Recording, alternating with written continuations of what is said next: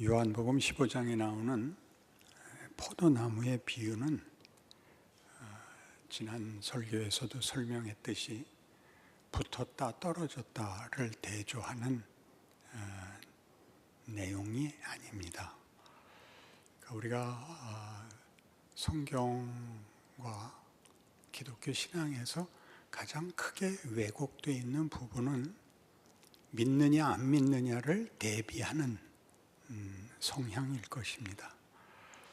하나님은 천지를 창조하셨고 범죄한 인류를 구하려고 그 아들을 보내십니다. 그러니까 우리 잘 아는 요한복음 3장 16절에서 보는 하나님이 세상을 이처럼 사랑하사 독생자를 주셨으니 이는 누구든지 그를 믿는 자는 영생을 얻도록 하려 하심이라. 그 아들을 세상에 보내신 것은 세상을 심판하려 하심이 아니요 세상으로 저로 말미암아 구원을 얻게 하려 하심이라입니다.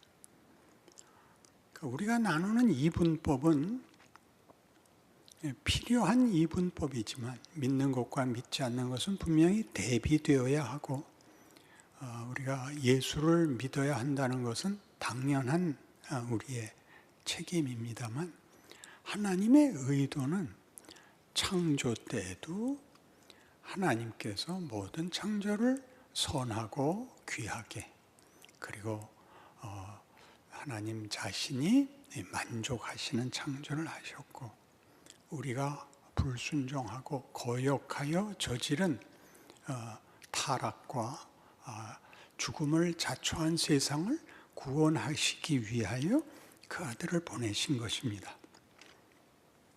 그러니 기독교인이 되면 나는 믿었고 너는 안 믿었다라는 분별, 나는 천국 가고 너는 지옥 간다는 대비가 아니라 하나님이 타락한 우리를 죄 가운데서 구원하여 하나님의 나라로 부르시는 그 내용과 그 방법과 그 과정이 어떤 것이냐라고 물으라는 것입니다.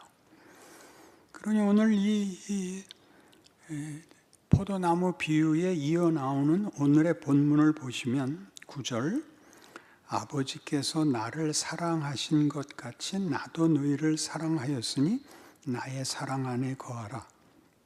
내가 아버지의 계명을 지켜 그의 사랑 안에 거하는 것 같이 너희도 내 계명을 지키면 내 사랑 안에 거하리라 입니다. 사랑 안에 거하라. 이것은 공포나 강요의 내용과는 얼마나 다릅니까? 내 사랑 안에 거하라. 그런데 우리를 이제 이렇게 밤낮 오해하게 만드는 것이 내가 아버지의 계명을 지켜 그의 사랑 안에 거하는 것 같이 너희도 나의 계명을 지켜 내 사랑 안에 거하라 하는 바람에 이 계명이 조건적인 것이 되었죠. 그래서 이 계명이 대부분의 성도들에게는 당연히 종교적인, 기독교 종교적인 계명이면서 동시에 대부분 도덕적입니다. 그러니까 도덕적이라는 것은 잘했다, 잘못했다가 주를 이루는데 지금 성경이 예수를 보내서 우리의 인류 역사와 우주의 운명에다 대고 하는 선언은 내가 만든 세계를 내가 회복하고 내가 영광을 얻고 내가 지은 모든 피조물들로 내 앞에서 감사하며 찬송하게 만들겠다. 기독교가 주장하고 기독교인이 된 자들에게 허락된 길입니다. 그런데 우리는 아닌 것들, 잘못한 것들과만 대비되는 자신의 신앙의 길을 걷고 있지 이렇게 훨씬 적극적이고 영광과 찬송으로 또 기쁨으로 소개되고 있는 길을 하나님이 우리에게 요구하고 있고 그 길을 가야 한다는 것을 이 잘못이라는 문제에 걸려서 틀리지 않으려는 것이 전부가 되어서 가고 보고 누리고 놀라게 돼야 하는 길들을 보통은 못 걷는다. 이렇게 이 본문을 제대로 이해하셔야 됩니다. 13장부터 16장까지는 전부 예수님께서 이제 마지막 만찬에서 죽으신다고 제자들에게 알리고, 그리고 이제 17장의 기도를 거쳐 18장에 넘어가면 이제 잡혀 죽는 장면이 나오는 사이에 예수님께서 당신이 십자가를 져서 이루려고 하는 것이 무엇인가를 가르치는 내용입니다. 그 13장은 1절이 예수께서 자기가 떠나야 할 때가 온 줄을 아시고 그의 사람들을, 자기 사람들을 사랑하시되 끝까지 사랑하시니라. 31절에 가면 유다가 예수를 팔기로 하고 이제 나가고, 예수님이 그 만찬석상에서 유다에게 너 할 일을 해라. 그러니까 유다가 이제 예수를 팔러 나가자 인자가 이제 영광을 받았다. 그리고 이것 내가 이 팔려가는 것, 십자가를 지는 것을 이제 작정함으로써 아버지께서도 영광을 받으신다. 이렇게 영광이라고 십자가 사건을, 유다의 배신으로 일어나는 일들을 설명하시고, 34절에 가면 새 계명을 너희에게 주노니 서로 사랑하라 이렇게 되어 있습니다. 이런 것들은 다 사랑은 조건적이지 않습니다. 사랑은 강요할 수도 없고 조작할 수도 없고, 그것 가장 자발적이며 자신을 아낌없이 다 줄 수밖에 없는 것이 사랑입니다. 그것은 다만 감정적이고 어떤 흥분이라서 그러는 것이 아니라 우리가 갖고 있는 모든 정성과 모든 가치와 모든 것을 아낌없이 바치는 것이 사랑이죠. 그러니까 예수를 믿는다, 하나님이 그 아들을 보내어 타락한 범죄한 인류를 구원한다 하는 내용에서의 하나님의 선언들과 약속들과 방향과 길은 다 영광, 사랑, 그리고 이 오늘 15장 11절에서는 내가 이것을 너희에게 이름은 내 기쁨이 너희 안에 있어 너희 기쁨을 충만하게 하려 함이랍니다. 기쁨에 관한 것입니다. 그러나 뜻밖에도 기독교 신앙인들을 보면 다 긴장하고 있습니다. 틀리지 않으려고. 그리고 자신의 기대만 못한 자신의 신앙에 대하여 불안해하는 것으로 긴장되어 있죠. 완벽하려고 그러는 것입니다. 이 완벽이라는 것은 시간을 초월해서 만들어지는 것이 아니라 자라나는 문제입니다. 우리가 지난번 설교에서 제가 에베소서 4장 13절 이하를 했죠. 주 안에서 자라나는 것입니다. 어린아이는 태어났을 때 아무것도 할 수 없는 무능하고 어리지만 그는 불구가 아닙니다. 그는 커야 되고 그는 생각과 인격에서 자라나야 됩니다. 이 자라나는 길을 여러분들이 나이가 들면 들수록 여러분 자녀에게 무엇을 기대합니까? 고달프게 살 것 없다. 행복한 시절을 보내라. 이런 마음이 들지 않습니까? 우리가 자식을 키울 때는 정신없이 키워서 자식들한테 원망의 소리를 많이 듣는데, 손주들을 기를 때는 손주들이 나중에 언제나 할아버지 할머니를 기억합니다. 왜냐하면 험한 소리를 할 필요가 없었기 때문이죠. 따지고 보면 우리의 삶에 있어서 우리의 어려움들은, 비극들은 겁을 먹는 것이죠. 세상의 도전, 위협에 겁을 먹고 하나님의 부르심과 일하심의 놀라움에 대해서는 예수를 믿으면서도 자녀들에게 제대로 가르치지 못했습니다. 제가 받은 기독교 교육도 엄한 것이었습니다.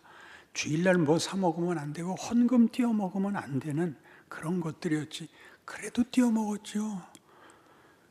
그게 얼마나 오랫동안 가슴에 공포로 남았겠습니까? 부모는 속일 수 있어도 하나님은 속일 수 없다는 것이 얼마나 어려웠겠습니까? 하나님이 그까짓 것 띄워먹는 것에 대해서 괴념치 않으신다라는 걸 배우는데 60년쯤 걸렸습니다.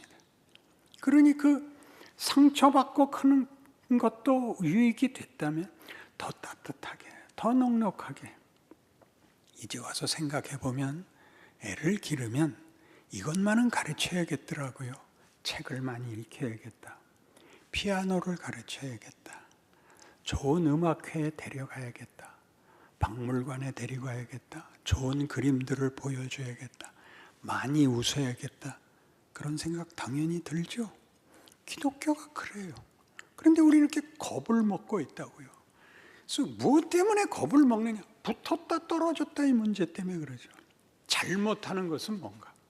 내 마음이 흔쾌하지 않고 만족스럽지 않고 마음이 불편한 것은 그럼 뭔가? 여기가 문제입니다. 마태복음 13장에 가면 찾아보셔야 됩니다. 중요한 비유이기 때문에 우리 집에서 들으시는 분들도 꼭 찾아서 여러 번 음미하시기 바랍니다. 씨 뿌리는 비유가 나옵니다. 내용은 간단합니다. 씨 뿌리는 자가 씨를 뿌렸는데 더러는 길가에, 더러는 돌짝밭에, 더러는 가시떨기밭에 떨어져서 결실치 못합니다. 옥토에 떨어진 것은 30배, 60배, 100배 결실을 합니다. 그러자 모두 어떻게 생각을 하기 시작했냐면 옥토가 되자 이렇게 됐죠. 옥토가 되자. 옥토가 되기 위해서 열심히 착한 일을 하자가 됐습니다. 전혀 그런 비유가 아닙니다. 이 비유를 하자 10절에 제자들이 예수께 나와 이르되 어찌하여 그들에게 비유로 말씀하시나이까? 대답하여 이르시되 천국의 비밀을 아는 것이 너희에게는 허락되었으나 그들에게는 아니되었다. 그렇게 얘기합니다. 왜 비유로 하십니까? 제자들의 답답함은 예수님께서 이렇게 죽은 자도 살리시고 바다도 잠잠케 하시고 눈먼 자도 깨우치실 수 있는데 뭘 그게 애둘러 표현을 하시고 이렇게 영광을 확 나타내면 다 새파랗게 질려서 무릎 꿇을 것인데 뭘 이걸 비유로 하십니까? 예수님의 육체의 동생들도 그 예수를 자기 형을 믿지 않았고 이렇게 빈정됐습니다. 6월절에 예수께서 예루살렘에 안 올라가겠다 그러자 동생들이 비난하기를 당신이 메시아라고 하면서 왜 자꾸 숨어 다니시오? 말은 메시아라고 하고 대중들이 모일 때 나가서 속 시원하게 하나님의 종인 것을 드러내시지 왜 그런 땐 숨어 다니십니까? 이렇게 비난을 했다고요. 왜 그래요? 이 문제가 무슨 문제이기 때문에 그래요. 14절에 이사야의 예언이 그들에게 이루어졌으니 너희가 듣기는 들어도 깨닫지 못하고 보기는 보아도 알지 못하리라. 이 백성들의 마음이 완악하여져서 그 귀는 듣기에 둔하고 눈은 감았으니 이는 눈으로 보고 귀로 듣고 마음으로 깨달아 돌이켜 내게 고침을 받을까 두려워함이라. 이게 이사야 6장에 나오는 이사야의 소명입니다. 누가 우리를 위하여 갈고 제가 가겠나이다. 제가 여기 있나이다. 저를 보내소서 가라. 그러나 내 말을 아무도 알아듣지 못할 것이다. 그 얘기랍니다. 아무도 알아듣지 못할 것이다. 아무도 알아듣지 못할 얘기를 하러 오신 예수님이 그 다음에 이르시기를 그러나 너희 눈은 봄으로 너희 귀는 들음으로 복이 있도다. 내가 진실로 너희에게 이르노니 많은 선지자와 의인이 너희가 보는 것들을 보고자 하여 듣지 못하였고 너희가 듣는 것들을 듣고자 하여도 듣지 못하였느니라. 이렇게 말씀하십니다. 앞뒤가 애매하죠. 예수님이 자신을 보여도 알아듣지 못할 것이기 때문에 비유로 말씀하시고 그리고 비유로 말씀하시는 이유는 알아듣지 말라고 그렇게 하는 거랍니다. 그러면 이 씨 뿌리는 비유는 도대체 무슨 뜻이란 말입니까? 그러나 내가 왔다죠. 그러나 내가 왔다. 알아듣지 못하는 자를 위하여, 보아도 깨닫지 못하는 자를 위하여, 말로는 되지 않는 자를 위하여 내가 왔다. 그게 씨 뿌리는 비유에선 어떻게 설명이 되는 거예요? 길가에 버려진 씨는 새가 주워 먹고 돌짝밭은 뿌리를 내리지 못했고 가시떨기 밭에서는 뿌리를 내렸으나 자라나지를 못했습니다. 그러나 옥토에선 자랍니다. 너무나 뻔해 보이죠. 그러나 지금 얘기한 것 같이 알아들을 수 없는 이를 위해서 오셨다는 예수님의 자기 증명은 이 비유를 이렇게 이해해야 악귀가 맞습니다. 범죄한 우리 인류의 현실 속에서는 아무리 귀한 것이 와도 열매를 맺을 수가 없습니다. 길가같이, 돌짝밭같이, 가시떨기같이 무슨 핑계를 대든 어떤 조건에서든 우리는 다 사망으로 끝납니다.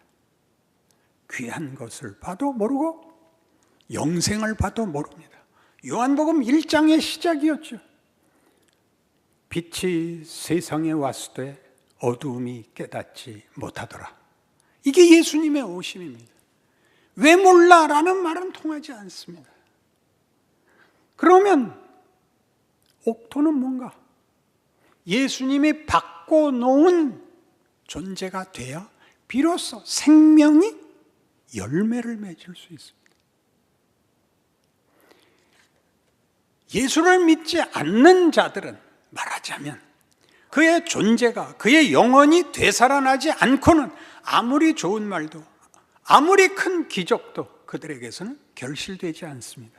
그들의 세계는 죽음이 운명인 세계이기 때문에 무엇을 해도 그것은 다 헛되고 거짓되고 외면되고 변명될 뿐입니다. 사망으로 끝납니다. 그러나 예수가 바꿔놓은 세상에서는 그 결실은 아무도 막을 수가 없습니다. 어떤 얘기는 30배, 어떤 얘기는 60배, 어떤 얘기는 100배의 열매를 맺을 것입니다. 이게 예수님이 하시고 싶은 이야기이기 때문에 마태복음에는 뜻밖의 우리가 이해하지 못하는 구절이 하나 있죠. 11절부터 다시 봅니다. 13장 11절. 대답하여 이르시되 천국의 비밀을 아는 것이 너희에게는 허락되었으나 그들에게는 아니 되었나니 무릇 있는 자는 받아 넉넉하게 되되 없는 자는 그 있는 것도 빼앗기리라. 생명과 영혼이 돌아와야 열매라는 것이 생깁니다. 그것이 없으면 아무리 좋은 것을 줘도 그것은 그의 인생을, 그의 모든 정성을 다 낭비하고 소비할 수밖에 없습니다. 없는 자, 뭐가 없는 자? 우리 보통 얘기하는 믿음이 없는 자입니다. 그때 믿음은 조건을 얘기하는 것이 아닙니다. 하나님께서 오셔서 고쳐놓은 인생이 아닌 자, 예수를 모르는 자, 예수가 없는 자에게는 있는 것도 그의 생애에서 다 손해가 되고 비극이 되고 헛수고가 됩니다. 그러니 성경이 하고 싶은 얘기는 뭐냐면 그들과 비교해서 너는 헛되고 나는 헛되지 않아 라고 얘기하려면 열매를 맺으라고요. 30배, 60배, 100배가 크면 3개, 6개, 10개라도.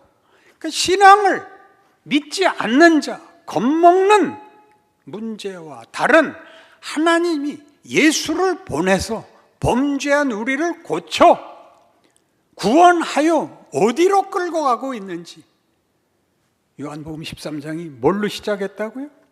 그의 사람들을 끝까지 사랑하고 그의 죽음이 영광이고 우리 보고 사랑하라는 계명을 주며 이것을 너희에게 이름은 내 기쁨이 너희에게 충만하게 하려 함이라 라고 오늘 본문에 터져 나오는 것입니다. 예수 믿는 게 이렇게 치사한 것은 예수를 욕되게 하는 것입니다. 사랑하라고요. 사랑하라는 건 시작부터 사랑이 풍성하고 가슴이 뛰는 게 아닙니다. 우리 잘 알죠. 고린도전서 13장에 뭐라 그랬어요? 사랑은 오래 참는 거였잖아요. 미운 말 안 하는 거죠. 이 나라가 왜 이래? 코로나는 뭐야? 그렇게 악을 쓸 거 없다고요. 저주할 게 없어요. 하나님이 창조하시고 하나님이 고쳐내고 회복하여 나의 영광을 나만이 아니라 내가 보낸 아들로 내가 나를 증명하고 너희의 찬송을 받고 너희를 기쁨으로 내가 채우리라 라는 과정을 겪고 있다는 걸 알아야지요. 그러니까 다르게 살게 되죠. 그치요? 기독교를 뭘로 하는 게, 이게 왜 복음이고 이게 왜 기쁨이라고 찬송에 이렇게 소리 높이는지를 알아야 돼요. 세상이 우리에게 하는 도전과 유혹에 말려서, 그죠? 욕 안 먹고 근심 걱정이 없고 세상의 것들에 의한 걱정들이 전부이고 하나님의 약속 속을 걷는다는 것을 할 줄을 몰라서 하루하루의 삶을 몰라요. 여러분, 잘 아는 탕자의 비유를 생각해 보세요. 탕자는 아버지에서 자기 유산 달래서 나가서 허랑방탕하다 돌아와요. 아버지가 반갑게 맞죠. 여태껏 지 마음대로 살다가 이제부터 죽어나는 거예요. 자식 교육을 받아야죠. 자식 교육을. 하나님께서 우리를 창조 세계를 다스리는 일에 우리를 동역자로 부르신다고요. 아담에게 했던 약속이고 예수 안에서 보이신 것이고 우리로 아직도 구원받아야 할 사람이 많은 세상을 살게 하는 이유라고요. 이 기쁨, 이 영광을 못 누리는 거예요. 군대 가면요, 구보라는 걸 하죠. 사병들은 탈락을 해도 낙오를 해도 장교는 안 합니다. 그게 책임이기 때문이 아니라 하나의 명예이기 때문에 그래요. 장교가 되어서 소대원들을 이끌고 옆에서 격려하면서 뛰어서 아무도 낙오 없이 다 뛰게 하기 위해서 본인은 보통 구보하는 사병들의 구보 거리보다 더 많이 합니다. 앞뒤로 왔다 갔다 하면서 뛰어야 되기 때문에 고함도 지르고. 그러나 그는 다 완주합니다. 그의 자랑은 모두가 낙오 없이 구보를 마치는 것이죠. 그런 기쁨이 있어야 됩니다. 예수 믿는 기쁨은. 그래서 우리의 하나님이 나의 계명을 지키라. 내 계명은 너희로 서로 사랑하라 하는 것이라. 이것을 너희에게 이루면 너희 기쁨이 충만하게 하려 함이라. 이런 약속들이 우리로 하여금 그러자, 예수 안에 있자, 사랑 안에 거하자, 충성되자, 기쁘자 라는 것을 어떻게 현실에서 적용하나요? 갈라디아서 5장 16절 이하지요. 여러분 기억하실 거예요. 성령을 따라 행하라. 그리하면 육체의 욕심을 이루지 아니하리라. 육체는 성령을 거스리고 성령은 육체를 거스리나니 이 둘이 서로 대적하여 각각 상대방이 하는 일을 막는다. 육체를 쫓는지 성령을 쫓는지 어떻게 하느냐? 열매를 봐라. 재미있는 것은 성령은 열매인데, 성령의 열매는 사랑과 희락과 사랑과 희락과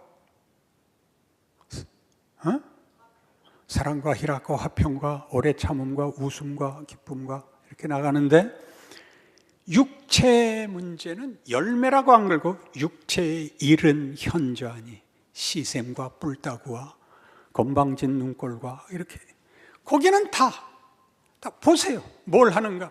그러니까 우리가 내내 여태껏 신앙을 잘 가지려고 해서 내가 받았던, 여기까지 왔던 우리 한국교회에서의 초기의 그 진정성은 상당히 두려운 것이었어요.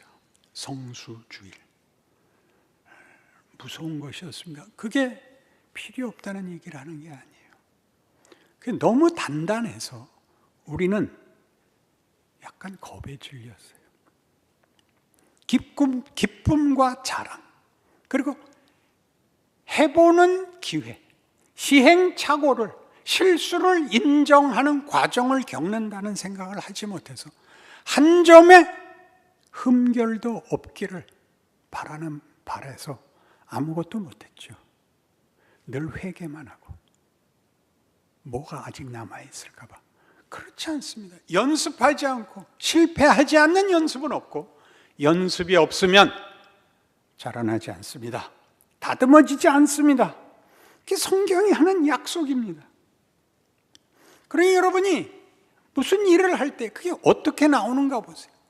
명분은 맞는데 그게 무서운 게 많아요. 그게 교회와 우리의 신앙생활을 제일 많이 손해보게 했어요. 편을 들어야 돼요. 상대방이 잘못된 일을 했을 때 편을 들 줄 알아야 되고, 수준이 낮은 고민에 휩싸여 있을 때 격려해야 되며, 어쩔 수 없는 과정을 지나는 것에 대하여 따뜻한 눈을 가지셔야 돼요. 장로님들 예를 들었더니 다들 긴장무쌍해지셔서 은혜로운 설교가 확 망해버렸습니다. 우리가 뭘 하고 있는가를 알아야 된다는 거죠. 게다가 장로님쯤 되면 대단한 기회입니다. 대단한 기회. 목사는 말할 것도 없죠. 대단한 기회이죠. 반주를 한다. 대단한 기회. 찬송을 한다. 그런 기회들과 모든 일상을 예수를 믿는다는 것이 무엇인지를 아는 자와 모르는 자는, 있는 자는 더 받아 풍성하게 되고 없는 자는 있는 것도 빼앗기리라 라는 말이 갖는, 그러니까 내 계명을 지켜 내 사랑 안에 거하라는 것은 예수께서 무엇을 하러 오셨냐, 무엇을 주러 오셨느냐, 우리로 어떤 인생을 살라고 하셨는가에 대한 이해를 내 안에 받아들이는 것을 말합니다. 순종은 그 자체가 내용이 아닙니다. 예수와 그의 삶과 그가 하신 일을 우리의 생애에 담으라는 것이지요. 그래서 이 일은 얼마나 중요한 문제인지 마태복음 7장 15절 이하에서는 이렇게 거짓 선지자를 삼가라. 양의 옷을 입고 오지만 그 속은 노략질하는 일이다.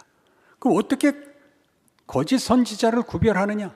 우리는 오늘 설교 내용과 일치시키자면 무엇이 거짓 신앙이냐? 겉은 명분으로 가득 차 있지만 속은 아니다. 어떻게 하느냐? 열매를 봐라. 여기도 열매입니다.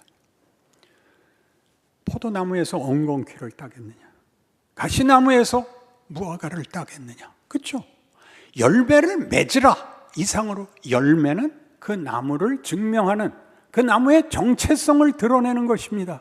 그래서 아름다운 열매를 맺지 아니하는 나무마다 찍혀 불에 던지우리라 라는 것은 열매를 맺으라는 것이 아니라 아름다운 열매를 맺는 나무가 되라는 뜻이죠. 그 열매로 그들을 알리라 입니다. 그리고 무슨 경고가 나와요? 그날에 많은 사람이 나더러 이르기를 주여 주여 우리가 주의 이름으로 선지자 노릇하며 귀신을 쫓아내며 많은 권능을 행치 아니하였나이까 하리라. 그때 내가 저희들에게 밝히 말하되 내가 너희를 도무지 알지 못하노니 불법을 행하는 자들아 내게서 떠나가라 하리라. 자, 얼마나 무서운 얘기. 명분, 어떤 지위, 어떤 책임, 어떤 권세의 문제가 아니라 아름다운 나무가 되는 싸움. 그걸 해야죠. 얼마나 많은 유익을 남겼는가, 얼마나 많은 열매를 맺었는가가 아니라 그런 열매를 맺는 존재. 그것이 주께서 우리에게 베푸신 구원이요. 그 구원이 가지는 부유한 열매들입니다. 하루하루가 그런 기회입니다. 하루에 여러분 몇 번이나 순종할 수 있을 것 같아요. 최고의 야구 선수의 타율이 3할입니다. 3할. 10번 나와서 3번 안타 치는 거. 하루에 3번만 하세요. 많은 기회를 놓친 것을 수준 있는 타자들은 삼진 먹고 들어갈 때 씩 웃고 들어간대요. 이 밤낮 얻어 터지는 거는 방맹이 집어던지고 돌아가고 수준이 있으면 씩 웃고 돌아간대요. 다음번에 보자고.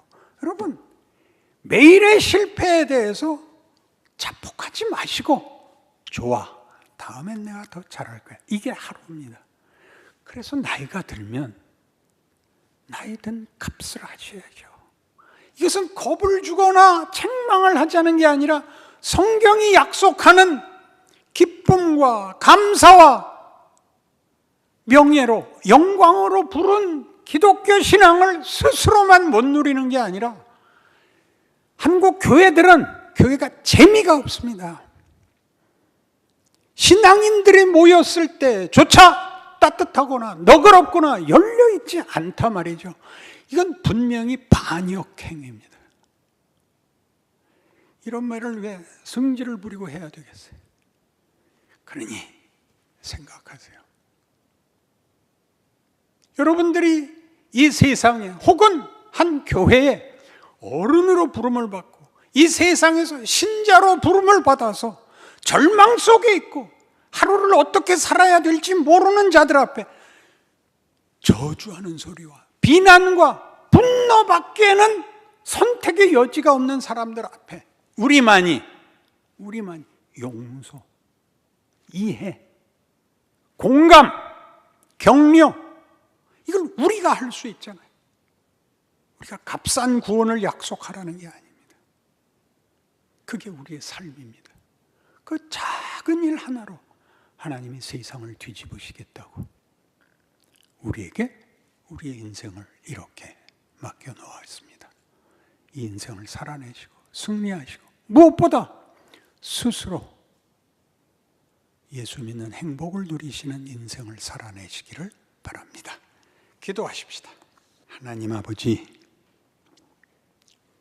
우리는 복과 사랑과 기쁨과 감사와 찬송으로 부름받은 존재들입니다. 우리로 인하여 하나님이 영광 받으시기를 원하시고 우리로 인하여 세상이 구원받기를 원하십니다. 우리의 인생은 지지고 볶는 것이 끝이 아니며 분노하고 절망하고 자폭하는 것이 선택이 아닙니다. 우리는 책임 있는 명예로운 인생으로 부름을 받고 있습니다. 하루를 기적의 날로 기억하는 우리의 인생, 우리의 신앙이 되게 하여 주시옵소서. 지금은 우리 주 예수 그리스도의 은혜와 하나님 아버지의 극진하신 사랑과 성령 하나님의 동행하심이 주의 자녀라는 이름이 갖는 기적을 살아내겠다고 약속하는 심령들 위해 영원토록 함께 있을지어다. 아멘.